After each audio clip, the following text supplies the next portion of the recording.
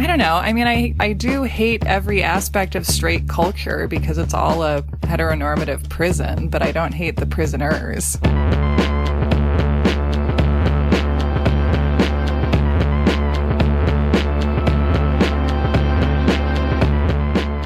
Welcome to You're Wrong About, the podcast that depressingly will never run out of social misconceptions to debunk. You had a little poem going there for a second. I want to stick with that. Welcome to You're Wrong About, the podcast that will never run out of depressing things to debunk. About which to shout. About which to shout. Boom. Yeah, there it is. Good.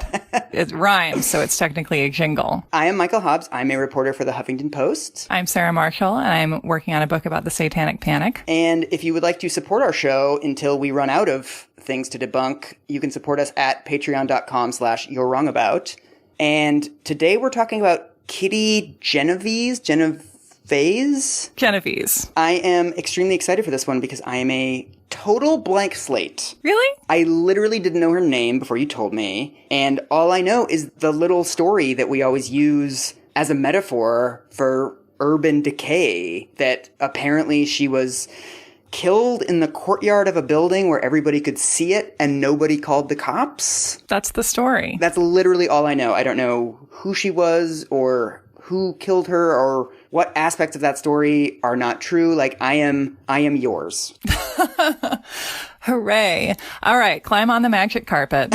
Do you have any sense of when this happened? I was thinking about this last night and thinking, like, was it the 1890s or was it like the 1960s? I can't even place this in geologic time. Do you know what city it is? New York City. It's in New York. Yeah, this is a story about a real life woman who became a metaphor. Ooh. And this happened in New York City in 1964. Okay. And it happened in Queens. Oh. Is that surprising? No, I mean, I said because it seemed like you needed a reaction, but it seems like, all right, that's a part of New York that I've never been to. I mean, to me, the first interesting thing just placing this geographically is that it happened in Kew Gardens, which was known at the time as a very safe, quiet, almost suburban neighborhood. Oh. You know, at a time in New York when fears about New York City, both outside the city and within it, were focused on the fact that the crime rates were rising, the murder rates were rising. There was this sense that people were living packed into unnaturally close confinement with each other. And the way that people who reflect on Kitty Genovese's murder today tend to put it is that this was a story that went viral to the extent that something could have gone viral in 1964. Yeah, before we had viruses. So to me, the first interesting thing about Kitty Genovese's murder, and we're going to start with the myth first, is that Kitty Genovese is murdered on March 13th, 1964. It receives a little bit of coverage. Okay. There's like an initial New York Times story. It's in tabloids. It's like, another murder.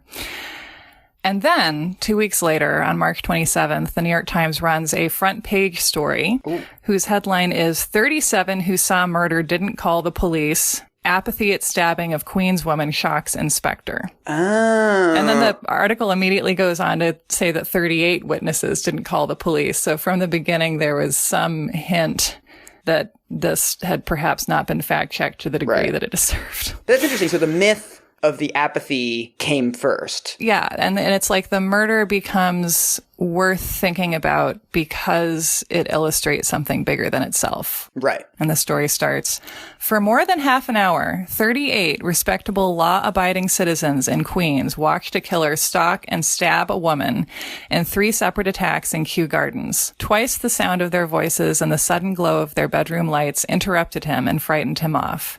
Each time he returned, sought her out, and stabbed her again. Oh my God. Not one person telephoned the police during the assault. One witness called after the woman was dead. Okay. This was 2 weeks ago today, but Assistant Chief Inspector Frederick M. Lewson, in charge of the borough's detectives and a veteran of 25 years of homicide investigations, is still shocked. He can give a matter-of-fact recitation of many murders, but the Kew Garden slaying baffles him, not because it is a murder, but because the, quote, good people fail to call the police. Ooh, this is such Sarah bait. We've got all of these dichotomies, right? We've got like the grizzled inspector who can't believe the callousness of the society. We've also got this binary of like the evil murderer and the good people who wouldn't prevent it. Yeah, we have a whole bunch of binaries. We have like this very neat little paint palette. You know, we have our red and our yellow and our green and our blue. And now we're going to mush them all up and we're going to make turquoise and pink. And we're just going to, you know, we're going to make all the colors because the world is mauve.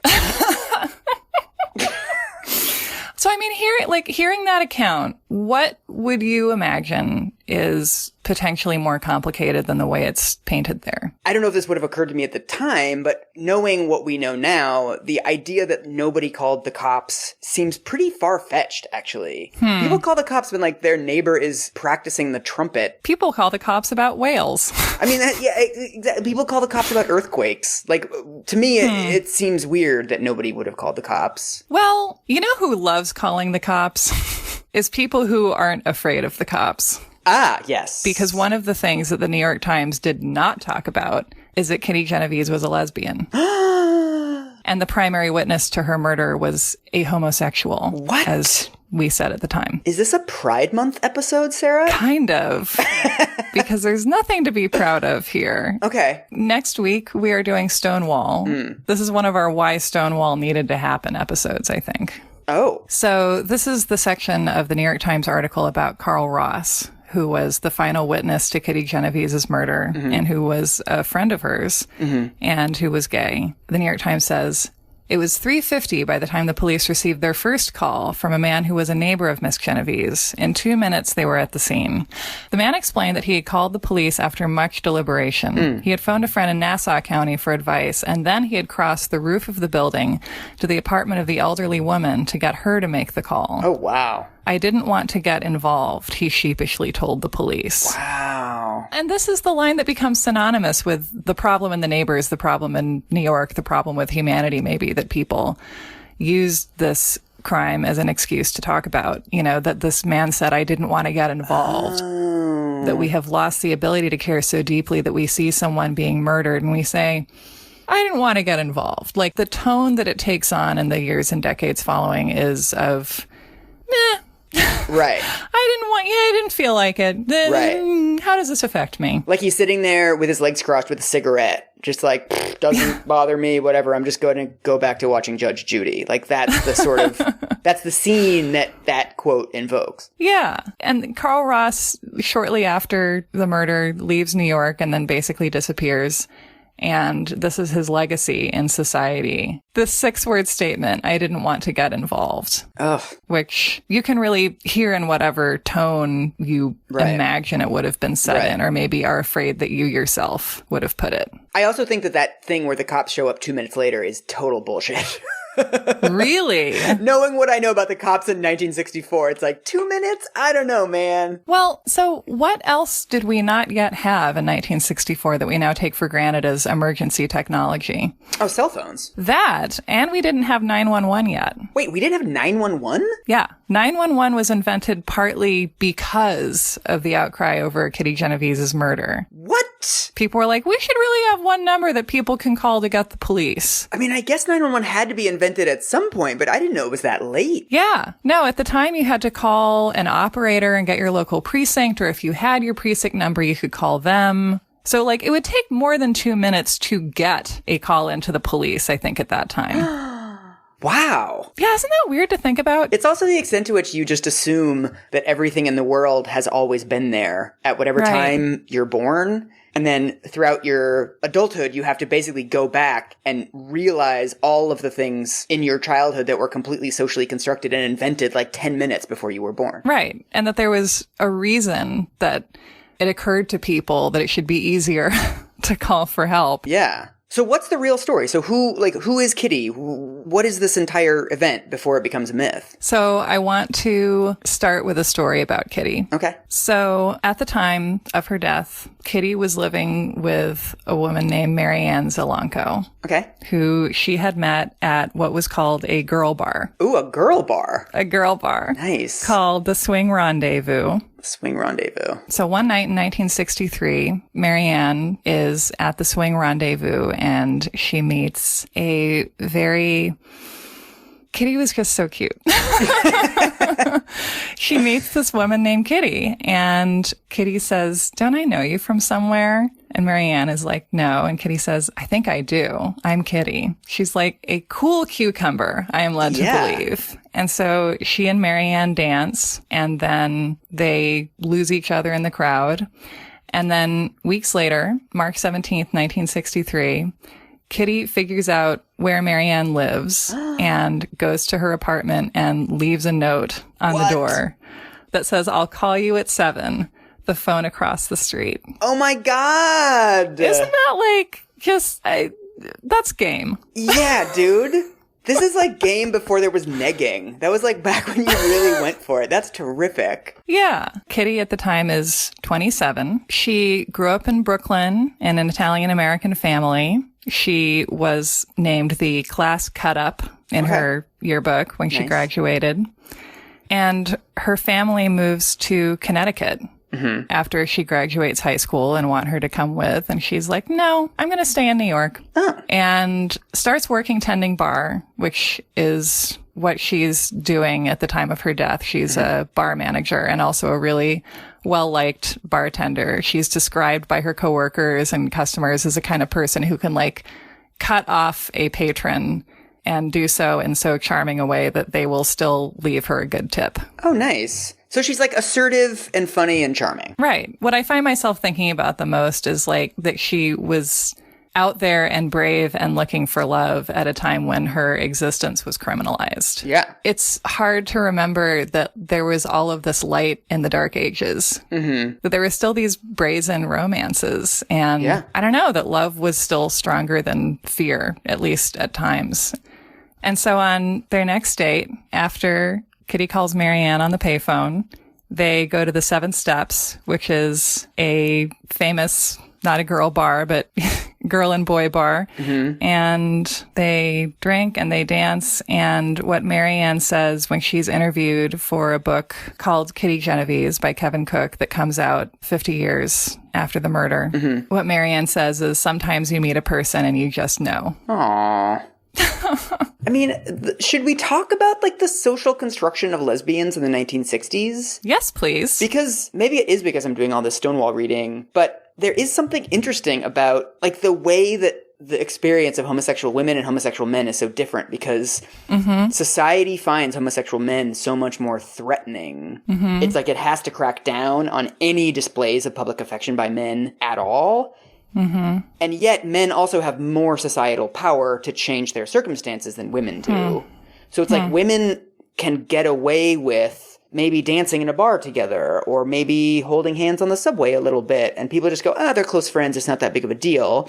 But then on the other hand, when it comes to a political movement of lesbians, there's much more of a sense of like, "Oh, the girls want rights. Isn't that cute?" And it doesn't really go anywhere, right? And so it feels like it's this weird double bind for lesbians at the time where in some ways they're better off and in some ways they're worse off than gay men. Yeah. Or that gay men have both the trauma and the privilege of inspiring fear in society, maybe. Yeah. I've been reading about just the way the police were targeting gay New Yorkers and gay bars. And specifically in 1964, there was an initiative by the mayor at the time to clear the city of homosexuals, basically, because the World's Fair was happening. And people from all over the world were going to be coming to New York, and they couldn't possibly be, it was like cleaning up graffiti. They were like, we have to rid the city of deviants. And then I was reading about how the NYPD and police departments across America, not just in New York at all,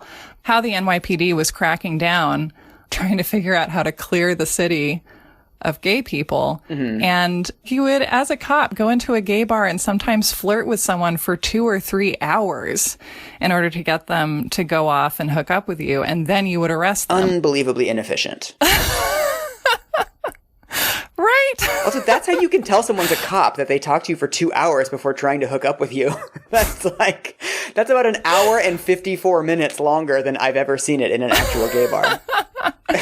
They're like, "So what do you think about the Yankees?" Yeah.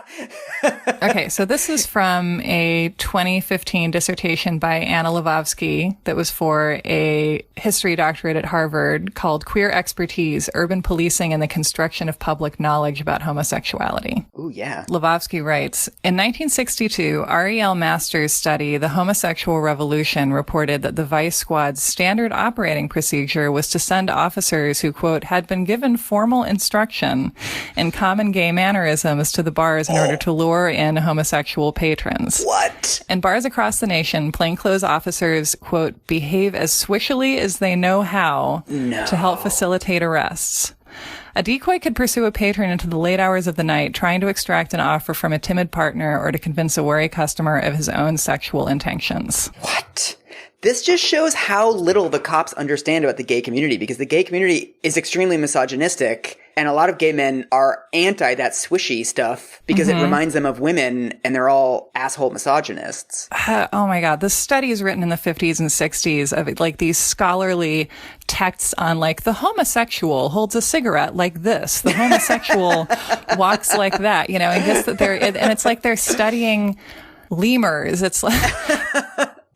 Here's another great Lvovsky quote. From California to New York, officers drilled peepholes opening directly onto public toilet stalls. In one lavatory in Los Angeles, officers stationed in an adjacent chamber could walk the length of the men's room, alternating among a line of eye holes to watch acts of oral sex in the stalls opposite the wall. What? In New York, an officer hidden in the pipe chamber of the West 4th Street subway station watched for lascivious conduct among errant commuters through a set of openings in the wall. You've got to be kidding me. It's just like, I'm sorry, did the police just want an excuse to experience their own sexualities? Yeah. I'm going to need to watch like 13 more hours of gay sex before I make any more arrests. Just like Officer Cunningham, you know, suiting up, leaving Madge and the kids at home, being like, well, gotta go watch gay men through a wall for another 8 hours. I'm really saving the city from itself. Although what's really interesting about this is that oftentimes when we talk about like the gay bars or gay rights movement, gay whatever, we often kind of leave out lesbians, right? We're sort of using that as a shorthand for gay men when sort of straight society finds gay male sex much more disgusting and much more threatening than lesbians. Right. The weird thing about these sort of like vice squads and stuff, are they doing that on lesbian bars? So at the bars that Kitty and Marianne went to, the cops would raid the bar and basically come looking for a handout. And what would happen was you would be hanging out, dancing, and then there would be a warning system where a red light would flash and you would scatter and stop dancing with each other. And then the cops would come and they would look for sex acts. Okay. Some of them would just take their handouts and then go. And some would harass the patrons for a while, because that was also, I think, one of the perks of being a cop raiding queer establishments. Yeah. And this is why I think I find it so, I mean, not amazing, because people have always been doing this, but this is, I think, what makes me really love Kitty and feel like I have a sense of her as a human being, that like in this climate of shakedowns and humiliation and beatings and having your entire identity be criminalized, she is just on the make. Yeah. And just like sees a woman she likes and goes for it and is not living in an attitude of like furtive secrecy or shame. Right. And her family is, you know, they're not going to disown her, but they do not want to hear about it. Right. And she just like does not seem to have been cowed or humiliated into hating her identity. She's living her life, essentially, which that seems like it was really hard to do. Yeah, I always wish there was a way to like go back and give medals of honor to everybody who did that back then. Just because it's like the amount of confidence that it took to do that is really unfathomable now. Yeah, just like that there were people even within that culture who were just like, the payphone's next door. Give me a jingle. Be there at 7. Yeah. I don't know. She's just like such a little Bruce Springsteen, right? And it also helps that the photo that we all know of her, if you have an image of Kitty Genovese in your head, is a mugshot. Yeah. I mean, I feel like there's something kind of great about that being the photo that history chose of her.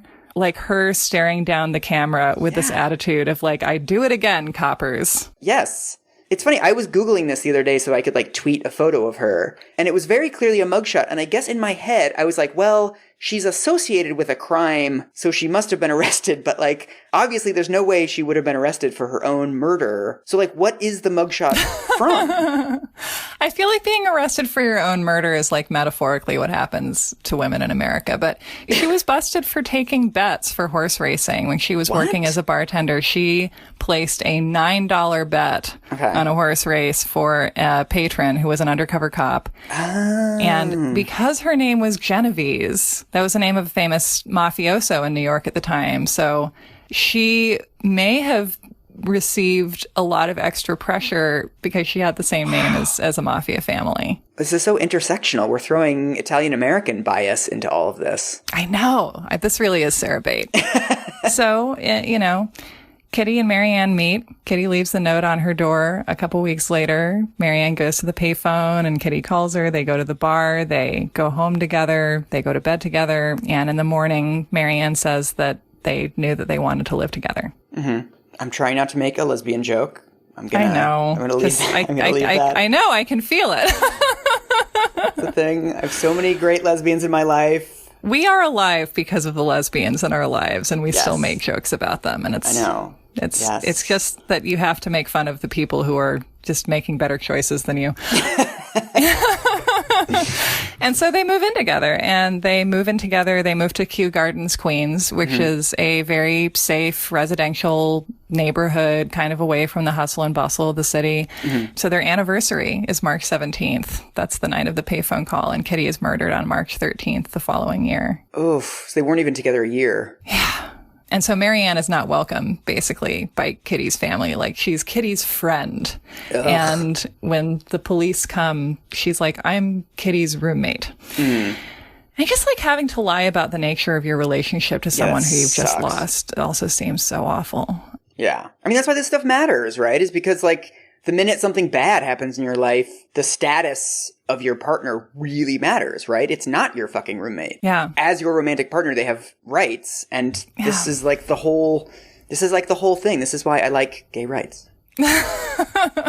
Yeah, and your roommate doesn't get to decide what happens to your body, and your roommate doesn't get to visit you in the hospital, and your roommate is not in your obituary. Like, you just get erased. And your roommate is not mentioned in the sensationalistic New York Times article about your murder. Oh, right, of course. Marianne is nowhere in there. Kitty's lesbianism is nowhere in there. Right. You know, that is kind of ignored and scrubbed from the record for decades. Wow. So the way this happens from Marianne's perspective is Kitty is managing a bar. She works these very long double shifts. And so she gets off work after midnight, and then she goes and has a meal with a platonic male friend. And she gets in her red Fiat and she drives home. And because there's never really that much parking in the neighborhood, she parks at the LIRR station where commuters can leave their cars for when they go into the city, and starts walking home. And a guy named Winston Mosley, who the police will apprehend a few days later. Winston Mosley is black, and he specifically tells the police that he goes out looking for a white woman to kill. Jesus Christ. And there's something also very interesting about how the New York Times, at a time when America and New York City was feeling very anxious about the civil rights movement, you can run the story about a white woman murdered by a black man and not even let on that this is the exemplary murder that you've chosen to talk about. And that this is part of what will appeal to your readers too. And this is also part of what will confirm their fears, because the 38 good citizens who didn't call the police, I think, is also code for the 38 white citizens. And that the safe neighborhood needs to be protected from this encroachment of the dangerous outside element. And that will only work if people call the cops all the time. It's like the perfect tabloid murder, right? Because it's a stranger danger murder, like somebody you didn't know, which we know are very rare, but you've got the racial targeting, which also is like a thing that white people say happens much more than it actually happens. And you've also got the young, attractive white female who's been murdered. And who we don't know is a lesbian, so we can feel perfectly fine feeling sympathetic. And you can erase all of the, like, inconvenient stuff about how she lives with her girlfriend and, like, she's a lesbian. Like, you don't have to put that stuff in the paper. You can put The stuff in the paper that fulfills all of these little narrative chapters. Yeah. In 1964, there were 636 murders in New York City. And this is the only one that we remember. Right. When there's one crime lifted up out of a field of hundreds, it's not because it's the worst. It's not because it's the most indicative of the kinds of crime, the kinds of murders that are happening in New York City. It's not the most brutal because Winston Mosley, in fact, very shortly before he murdered Kitty, had murdered a black woman. Oh. And no one ever talks about that or remembers it. And he had killed her in arguably an even more violent fashion than the way he killed Kitty. So his first victim, Annie Mae Johnson, has been completely erased from public memory. Yeah. And Kitty is the one that we remember because, if there are 636 murders in New York City in 1964, then the media and the public and the police have the chance to highlight the one that most embodies the fears and anxieties and prejudices of the dominant culture. And this is the one that gets chosen. So what's the actual murder? What takes place? One of the aspects that it really didn't occur to me to think through until I was doing this research is the time at which it took place. Okay. This is shortly after 3 a.m. Oh. How in the world are there going to be 38 people just like up and awake and... Yeah, wait a minute. Yeah.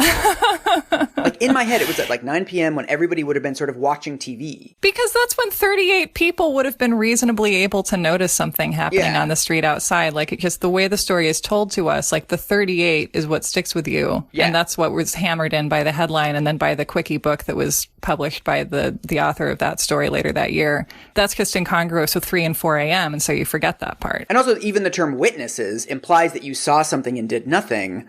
Whereas it sounds like a lot of people, maybe you heard something out of your window, you heard some sort of cry, but like if you're asleep and something wakes you up, you're not lucidly being like, that must have been a woman in danger. Like, like whatever, I heard a thing and now I'm going back to sleep. Right. Most of the people on the street are asleep. And the problem is not that they're, in this densely populated urban neighborhood where there would be more of a chance of people being awake, businesses being open, the kind of safety that a city provides. They're in a very residential part of Queens. And so there aren't that many people around. The streets were empty. So he kills her on the street, not in a courtyard, not in like a back area? Yeah, she parks her car. She gets out of her car and starts walking home. He parks his car and starts following her down this residential street and stabs her. Okay. Outside of a bar. So he just like runs up to her and stabs her. Yeah, and punctures her lung, which is what ultimately kills her. Ugh. So he stabs her. She screams. According to some witness accounts, she says, "My God, I've been stabbed." And it's also dark. Right. The sodium lights that we have in cities that were put in New York City by Mayor Lindsay, that was because of Kitty's murder. It was a dark street where this happened. Oh. So the things that we think would have helped people make the story go differently at the time were the things that were brought into our lives because of the way things went. So this isn't a situation where she's like screaming for minutes. You can't really scream that well when your lung has been punctured. So she screams, someone opens the window and shouts, "Leave that girl alone." So somebody was awake. Or woke up enough to have the wherewithal to do that, and Winston Mosley flees. Okay. And also, what people who heard something said at the time was that this was near a pub. And in 1964, even more so than today, it wasn't considered really that problematic to beat your wife or your girlfriend. And so what a lot of people said was that they heard something and it was outside a bar and that made them think that it was a domestic dispute, which they thought of as none of their business. Right. If you can't assault a woman who you don't know if you're a man, but if she's your wife or your girlfriend, then that's like your job. Yeah, because it's weird that like the whole thing gets put into this frame of like city dwellers, urban apathy, like people in cities, it's so impersonal, when another interpretation is like, oh, everyone just thought it was domestic abuse. It was like shruggies. Right. Like, it's like, which one is worse? Urban apathy or like suburban apathy, which is really much more what this is based on where it happened. Yeah. So there's a police call box in front of this bar where she seems to have been heading because she noticed someone was following her. She started running. But some people have also argued, maybe she wasn't going to call the police. Maybe she was trying to get into the bar. Yeah. And she maybe would have if it hadn't been closed. Right. So a guy named Joseph Fink, who works as the assistant super of the apartment building across from the building where Kitty is first attacked, is sitting in the lobby, and he has the clearest view of anyone of the first attack. Mm-hmm. And he can see that it's a stabbing. Okay. He sees the shine of the knife's blade. Wow. Is what he says later. And the police say, well, why? How did you react to that? Yeah.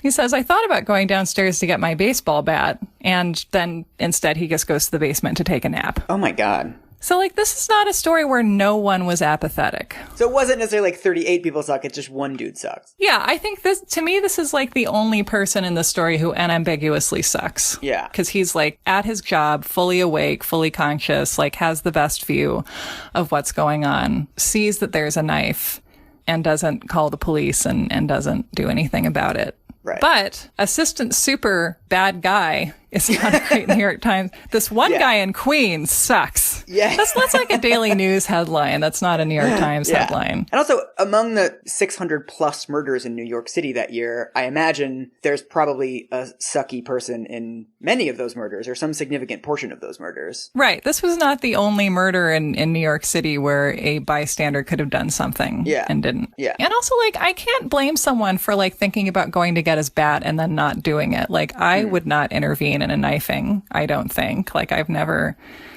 been given the opportunity to know what I would do, but I think I would be lying to myself if I said, oh yeah, for sure, I would definitely go get my bat and go, I do have a really big rolling pin in my car that could potentially be good for that. I mean, I think I know you well enough to know that you would not go take a nap. I think that's the critical element here. Right. I think most of humanity is somewhere in the uncomfortable middle between bat getting and nap taking. Yeah. And so many years later, a guy who's now a retired cop and at the time was a teenager comes forward and says, actually, my father called the police early in the attack and nothing happened. Oh. So conveniently left out of the New York Times narrative is that someone did call the police early on and the police didn't respond to the call. What? Do you believe him or do you think he's retconning it? I mean, you can't verify these things 50 years after the fact, but I don't think that either is more or less plausible than the other. I think it's perfectly likely that he would have called the police and that, the call would have been not given a high priority.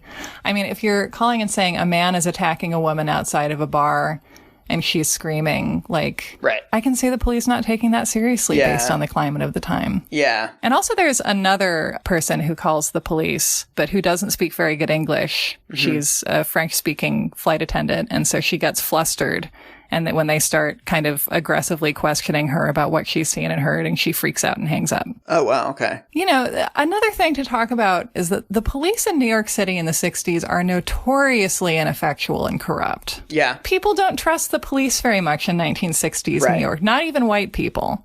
Right. New Yorkers write later on about, everyone got their apartment broken into, everyone had stuff stolen from them, everyone was used to petty crime on the street, and the police, were not going to help you with that. It was just, you were a drop in a bucket, and the police were potentially going to make more problems for you than they were going to solve. Right. So again, we get the story of apathy, but there's also the apathy that's created by ineffective cops. That if you've called them before and they haven't come 3 times, maybe you're not calling them because you just don't expect them to do anything. Right. Or you expect them to come and abuse you based on the category of human that you are, or you reasonably expect them to come if you call about something that they determine to be a domestic dispute, which they find to be a waste of their time, and then they give you a hard time about it, and you've just made a hard time for yourself and not solved anything.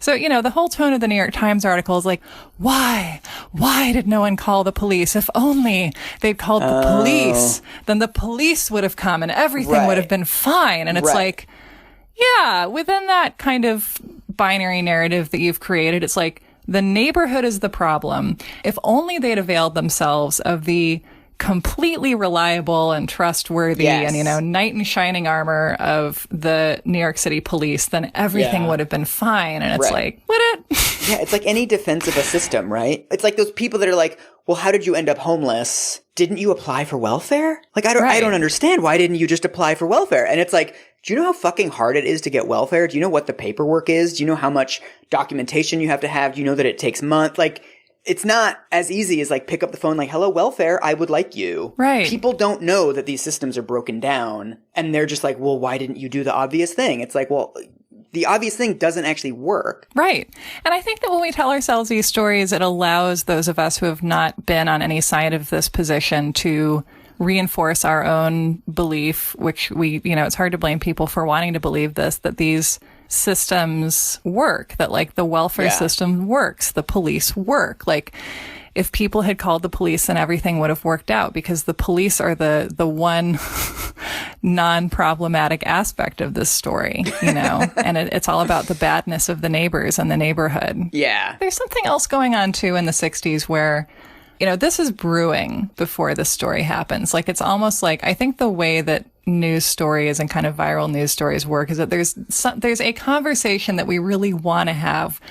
It's like when you're talking with your friend and you like really want to talk about, your own stuff, and you're waiting for like very clumsily for a point of entry. And they're like, I think I might go to the Container Store this weekend. And you're like, I was dumped in a Container Store and I'm still not over it.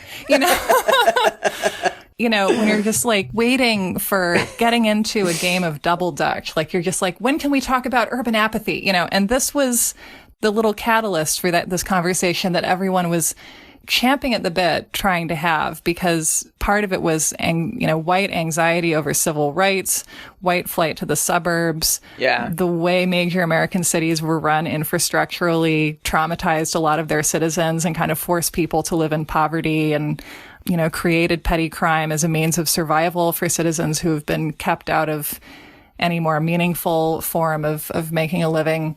I think that the story that white America really wanted to spin in the 60s, and that Kitty Genovese's murder allowed us to spin, was one where cities are bad and they make people bad. And there is this new kind of person who some sociologists reflecting on the murder called Homo urbanus, right, who has been corrupted and damaged by city life to the extent that like they just are completely apathetic and amoral and antisocial.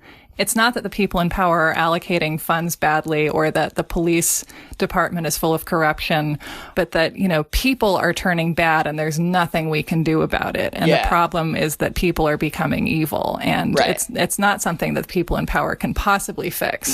Right. It's also a great driver of defunding cities, right? That the suburbs comes to be seen as the default and sort of what everybody should be doing. Yeah. And then all the white people, all the people with the means to flee can flee and leave everyone who can't get out to just, die in a fire. Right. Which, of course, New York was like the most visible part of that whole American narrative that we were telling ourselves, and like the weird glee that the rest of America felt when New York City was going bankrupt in the 70s, and when smoke was drifting in over the World Series game, and because the Bronx was burning. And I think that like the rest of America was looking at New York, kind of starting at the time of Kitty Genovese's murder and then through the next 20 years, kind of rubbing its hands together like, see, cities don't work. Yeah. Just like let abandon ship. I mean, Billy Joel wrote about all this.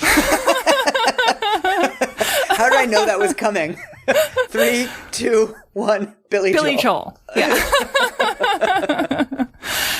The reason that these stories become as big as they do is not because there's something that is so compelling about the actual events. It's because there's something that allows us to validate the fears and anxieties that we want to validate, that we're looking for excuses to validate. Yeah. It's like the primordial ooze. It's like the earliest life drifting out of this pond of just random shit.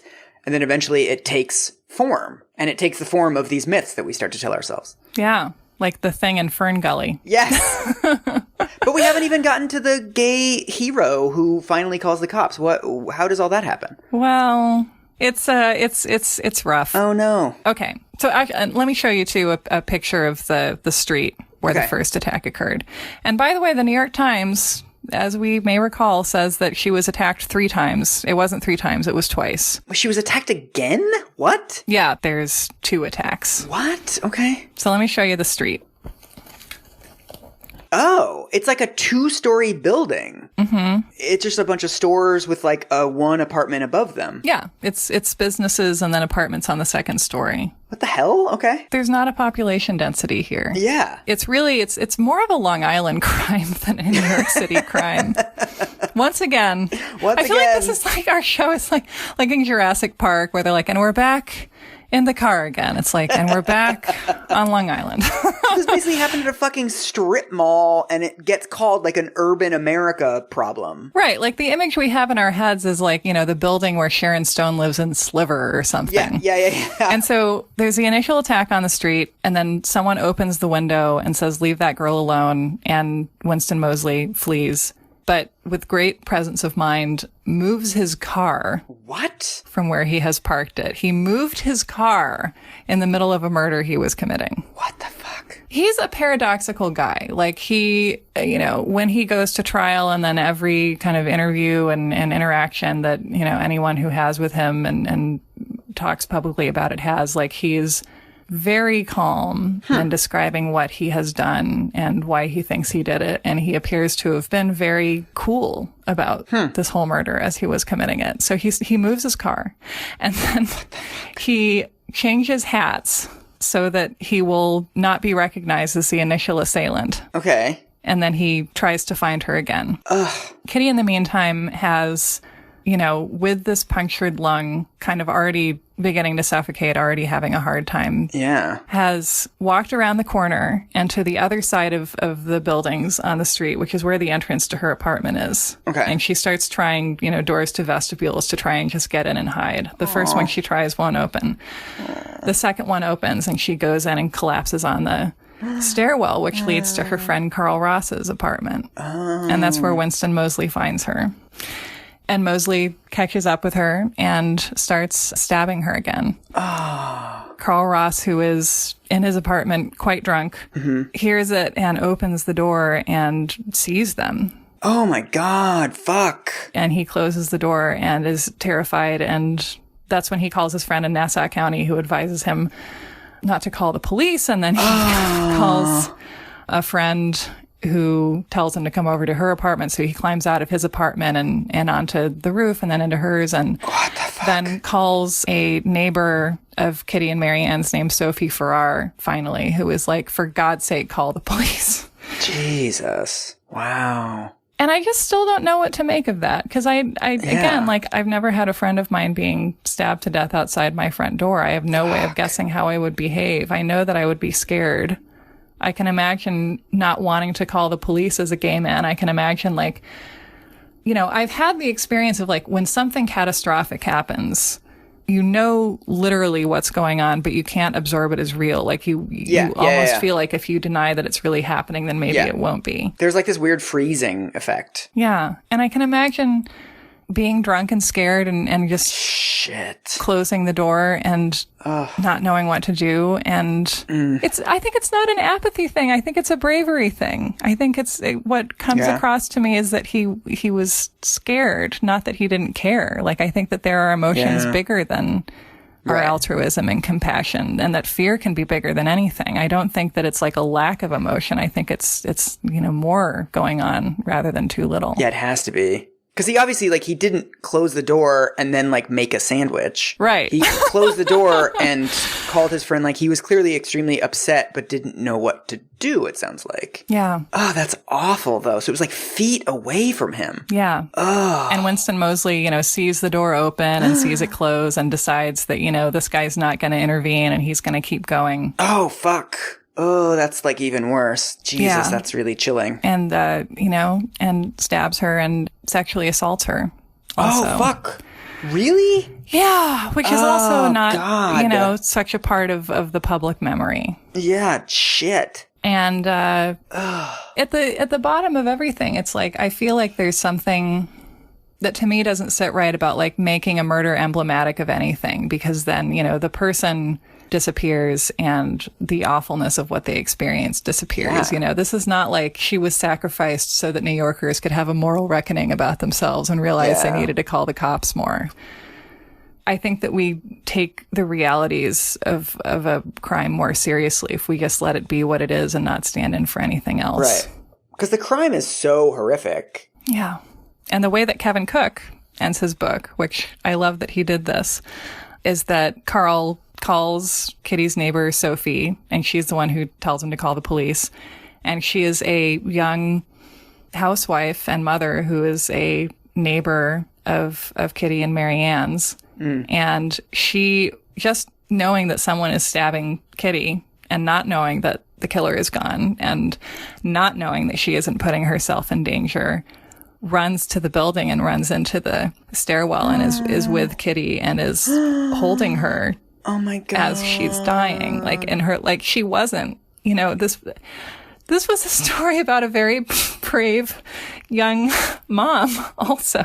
Yeah. Like this isn't everyone was apathetic. This isn't 38 people, you know, reclined comfortably and watched their neighbor be stabbed to death. This is like a lot of people heard or saw a little of something and didn't respond as heroically as we like to think that we could. And one person seems to have really sucked. And one person got really, really scared, and one person did something amazing. So it's the whole spectrum of like responses to something like this. Right. It's like, it's not this thing of like, all these people behaved the same way and it was terrible. It's like you had a neighborhood of humans and they showed all of the responses that humans can show. Good, bad, and chicken shit.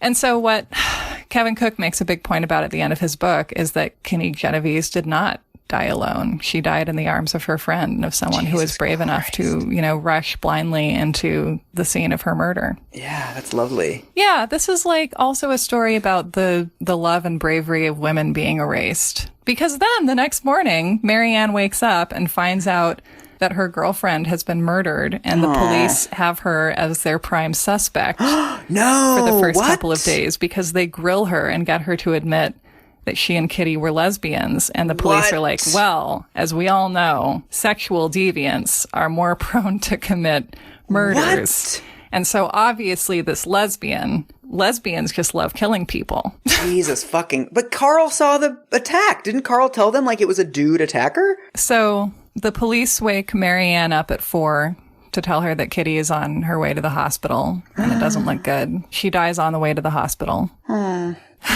Yeah. So Carl Ross comes over to Marianne's to keep her company after she's woken up, and they sit there drinking vodka at 4 a.m, and he doesn't tell her that he saw what he saw. I mean, yeah, I don't know. It's chicken shit, but it seems like, you know, it's human. Yeah. We just have to really teach people to not murder each other, I feel. Like that's my... Yeah. Yes. So the police, when they start questioning Marianne, they get her to tell them that they're lesbians, and what she says later is, I was upset with myself for revealing that. I've always regretted it. What right did they have to know? Aww. They're asking, what was their sex life like? What sexual positions did they use? What? Really? Because that's relevant, right? Yes. I mean, that's the whole thing with gayness, is that you see this a lot in accounts of East Germany as well, that it's like, well, if you lie about your homosexuality, you must be lying about all this other stuff, right? It's like, they catch you in this completely unrelated lie. And then they're like, well, we've got a liar on our hands, ladies and gentlemen. And then they just don't trust anything else that you say. Yeah. And now you have an excuse to just run roughshod over their rights in an investigation, too. Totally. Yeah. And so one of the detectives says about that line of questioning, quote, one of the most common motives for murder is jealousy. It's also our experience that homosexual romances produce more jealousy by far than, quote, straight romances. More jealousy means more chance for violence. Women, in fact, can be more possessive toward their lovers than men. That's like some Mars-Venus shit. That's like, it's like super cheap pop psychology. Like men are like rubber bands and women are murderers. Yeah. Jesus. So there's no evidence whatsoever, but they have to question her anyway. Yeah. And then they decide that she must have been having an affair with this guy who she had hung out with for a bit after she got off work that night. And clearly she was having an affair, and that's why her lesbian lover murdered her. Like, this is like what the NYPD's top minds are coming up with. Yeah. This is a woman who's in a same-sex relationship, so she's obviously in love with a dude. Yes, right. Like, all lesbians are murderers, and they're also not really lesbians. Yeah. They're just waiting to meet the right guy, at which point, presumably, they'll also stop being murderers. Yes. I guess. Also, Marianne's friends stop talking to her because they're all paranoid about the police harassing them as well and having their phones tapped and stuff. So this comes in and breaks up the community that they're a part of. So when she needs social support the most, it becomes impossible. Yeah. And I just think that the degree to which the police had made themselves the enemies of queer New Yorkers, I just think that's such a big part of this. Because it's, even if you know that it's a violent crime, you need to report it. If these are people that you only see in the context of them harassing you and shaking you down and treating you as something less than human, then I think that would make it so much harder to make that call. Yeah. And to, quote, get involved. Ugh. But then all of this is before the New York Times article with the apathy stuff comes out. This is where it's basically just an anonymous murder. Yeah. Was on page 31 or whatever of the newspaper. This is not a media circus. No one really cares. It's just another lesbian knifing. It's one of the 2 murders that happen every day, right? I mean, it's... Yeah. And so pretty soon after the murder, Carl Ross skips town, and he is also the first person arrested. Oh. The police want to question Marianne. They tell him to screw off. They don't like him. Maybe he's swishy, and they don't like that. Right. And he, of course, being quite drunk, is not in the most friendly of moods. And so they kind of kick him out of Marianne's apartment and tell him to go fly a kite. And so he goes down and kicks the door really hard, and they arrest him for disorderly conduct. Oh, come on. Which is also the charge that you apply to people being gay in public. Yes. Or in private. Yeah. So the way that Winston Mosley gets arrested is that 5 days later, he is stealing a TV, which he is in the habit of doing. He will break into a neighbor's house. He lives in Ozone Park, which is a neighborhood of Queens, and takes TVs and then brings them to his dad, who sells them for him. Okay. And a neighbor sees him and is like, this doesn't seem right. I'm going to call the police. So the case of urban apathy gets solved by urban snitching. That's the real story here. Yes. And so he gets arrested. The police start questioning him. And then one thing that the police notice, because witnesses did notice this and tell the police about it, is that there was a white Corvair at the crime scene. And Winston Mosley was loading his new TV into his white Corvair. And so they start questioning him about Kitty's murder, and he starts talking pretty easily about it. Whoa. And so he tells the police that he took the brown wallet that Marianne had given Kitty for Christmas the year before and took $49 out of it, and then threw the wallet into the weeds by the building where he worked, where the police go find it. So he confesses convincingly to the murder. Wild. So they just ask, and he's like, yep, I did it. Yeah, sometimes people just seem to really want to confess, don't they? What the fuck? Okay. He's just like, yes. I mean, this is weird behavior, but it's also less weird than murdering another person. So I guess it's in keeping with what we know about him so far. You can also see that we're at this interesting moment in sort of popular and legal understandings of what criminal insanity is or could be, because his lawyer, Sidney Sparrow, which is a great name, says, it's proof that he's insane that he's able to talk so calmly about committing this murder and committing this sexual assault. And, that only an insane person could be so calm about all of this. This is proof that there's something wrong with him. Healthy people aren't like this. But then that's just an argument for every single murderer, basically. I mean, that would get 97% of murderers off the hook. Well, Michael, I would be fine with that. It's not off the hook, right? The question is, are you a healthy person to be in society? No. Are you unhealthy for society because you can actively choose between doing good and doing bad, or because there's something broken inside of you and we need to protect other people from you until we don't have to anymore? Right.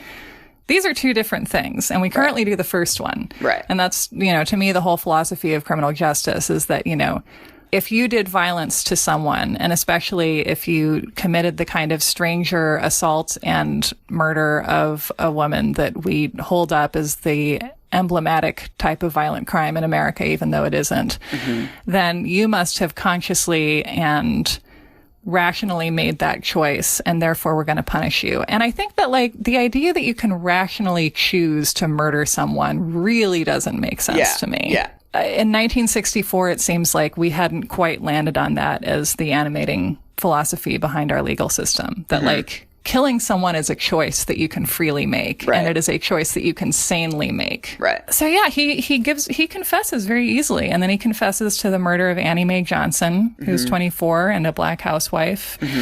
And then he confesses to a murder that someone else has also confessed to already. Oh, shit. And that it doesn't seem he committed. And this is how the story gets to the New York Times, because one of the New York Times editors is having lunch with the police commissioner, who spends most of their lunch talking about how anxious he is about civil rights. And Jesus. then it's like, anyway, the weirdest thing happened. This guy confessed to a murder that someone else also confessed to. And this is how the New York Times gets turned on to Kitty Genovese. And this is how it becomes front page news. So he pitched the New York Times a story, basically. That's like my entire inbox. Right. And it's, you know, why do the cops come off so well in the story as we know it? Right. Possibly because they controlled the narrative from the beginning. It's like a PR flack or something. It's like, I will arrange this whole story for you. It is. It's like what The Exorcist did for the Catholic Church. Yeah. And the reason that it is written that 38 witnesses saw and heard Kitty being murdered and did nothing is that there are 38 police reports. What? That doesn't reflect the number of people that the police talked to. It certainly doesn't reflect the number of witnesses to the crime. So just like a completely arbitrary, like, number of pieces of paper they have. It's the number of pieces of paper. It's not even as sophisticated as, like, counting the number of windows that would have looked on the murder. Yeah, that would have been more reflective of, you know, that would be like the number of units or something. Right. Yeah, so it's just like what the police, like their version of it is the version that we know. And it's the version where everything would have been fine if people had called them and it was the fault of these apathetic New Yorkers. Right. If only they would just pick up the phone and call their good friends, the police. Is there any evidence in the actual story that they interviewed any of the neighbors? Okay, so from the New York Times piece, a housewife, knowingly, if quite casual, said, "We thought it was a lover's quarrel." A husband and wife both said, "Frankly, we were afraid." They seemed aware of the fact that events might have been different. A distraught woman, wiping her hands in her apron, said, "I didn't want my husband to get involved." Wow. So these are people that saw the first attack. Yeah. The fact that nobody says it was 3:30 seems like the most important detail of this. Right. And again, I will give you this first sentence. This crackerjack lead. For more than half an hour, 38 respectable, law-abiding citizens in Queens watched a killer stalk and stab a woman in 3 separate attacks in Kew Gardens. Yeah, that's bad, Sarah. That's bad. So it wasn't 38 citizens. They didn't watch him stalk her. No one saw the entire event. You can't really watch something you can't see that well. And you can't watch something that happens when you're fucking asleep. And most of them, if not everyone, but Joseph Fink, didn't know it was a stabbing. Yeah. And there weren't 3 attacks. Yeah. So there's at least 1, 2, 3, 4, 5 errors in this one sentence. Did you read this on the New York Times' website? I want to know if there's a correction appended. There is. Yeah. I will read it to you. Oh my God, yes. Editor's note, October 12th, 2016, 52 years later.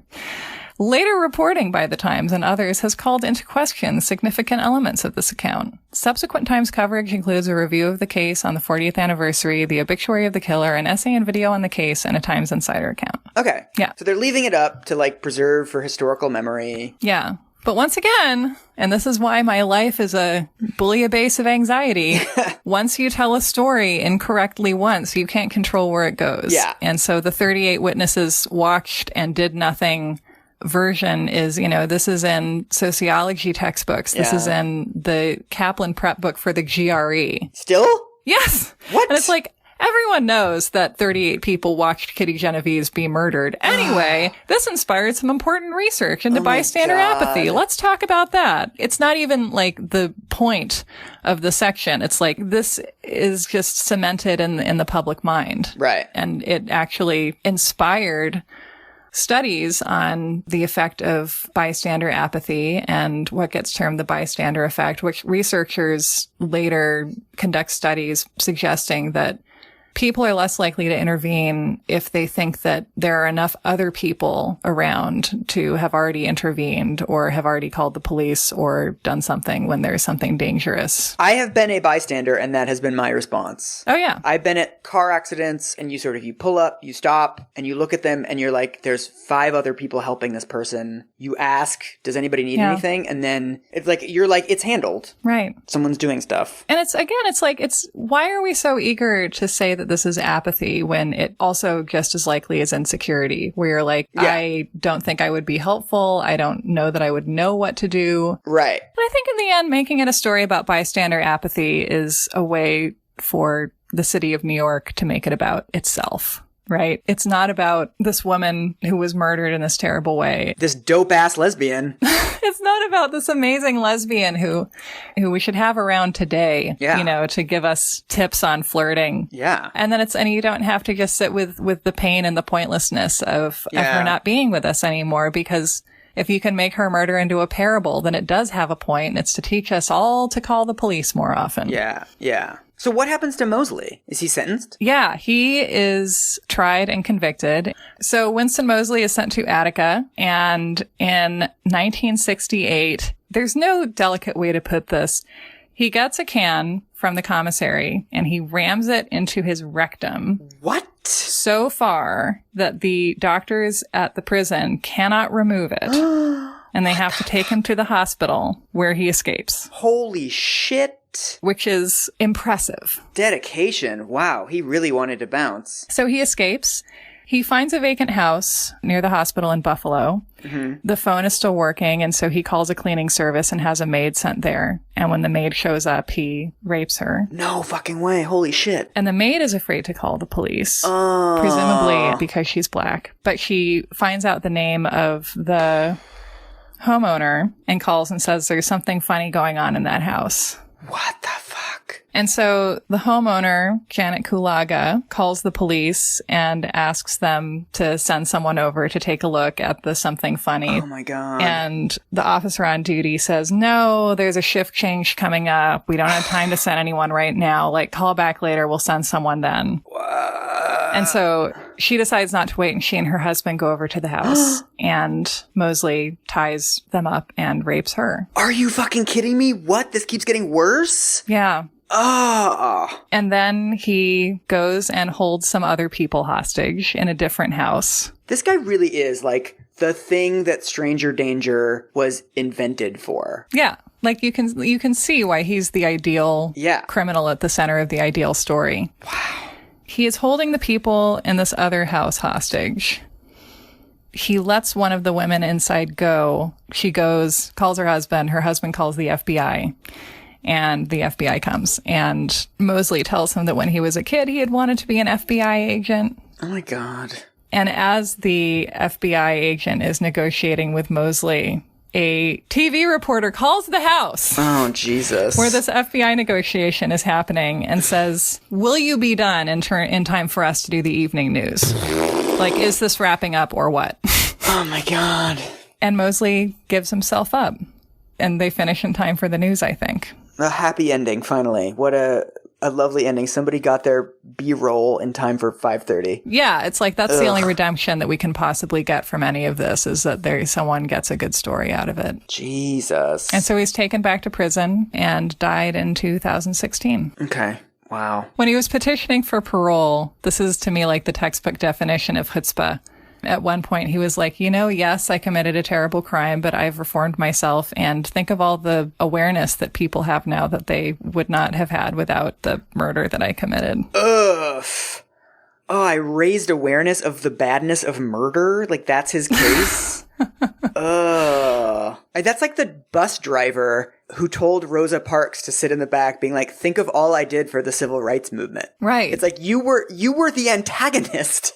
You were the bad thing that happened to create whatever awareness there was. If those cops hadn't raided Stonewall, then would gay pride have even existed, right? Like can't we thank the NYPD for everything in the end? Thanks to the real heroes. Yeah. So what do we make of this? What are our lessons? I don't know. I think that we turned Kitty Genovese's life and death into a ghost story that would encourage us to flee back to the old ways, back into the arms of the police, back into the arms of the establishment, back into the world as it had always been, where you could reasonably think that a man was assaulting a woman, and as long as he knew her personally, then it was fine. Right. We used a story about what was wrong with the society that we already had to make us feel afraid of that society changing in any real way and go even deeper into the behaviors and the traditions that helped it occur in the first place. Yeah. Like, once again, society figured out that it was sick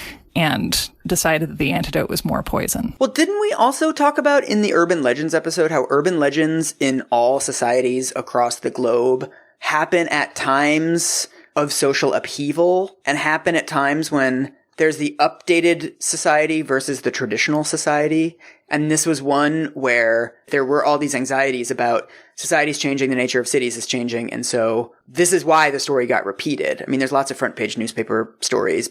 This one landed because there were all these existing anxieties. I mean, I think also if we make a story into a parable about what's wrong with society, and if we want a story to be either about heroism or villainy, then we just lose track of all of the actual humanity within this, which is that people were scared, people were confused, people were asleep, some people called the police or tried to, some people didn't, and that there was also within this like a woman who lost her lover and was treated with contempt and suspicion by the people who were supposed to help her. Yeah. And that there was a woman who was freely and bravely living her life and who didn't get to continue doing it. And that there was a woman who ran unthinkingly into a violent and terrifying situation so that she could comfort her friend. Yeah. This is also a story that has erased women. The story has fucking heroes in it. The story has heroes in it. Legitimate, real, gay angels. This was even a straight lady. Sometimes straight people can even behave well. Ooh, that's off brand for us. We're gonna we're gonna need to edit that out. Even straight people. Even straight people are capable of pro-social behavior at times. That's our message for Pride. Yeah, so this is a story about Kitty and Marianne and Sophie. And in every story that we think that we know extremely well, there are probably women and probably lesbians who no one has thought to pay attention to or listen to the experiences of because they don't conform to the parable that we're trying to tell to fit the needs of white American masculinity and mainstream society. And let's go talk to them now. Yeah, find the kick-ass lesbians.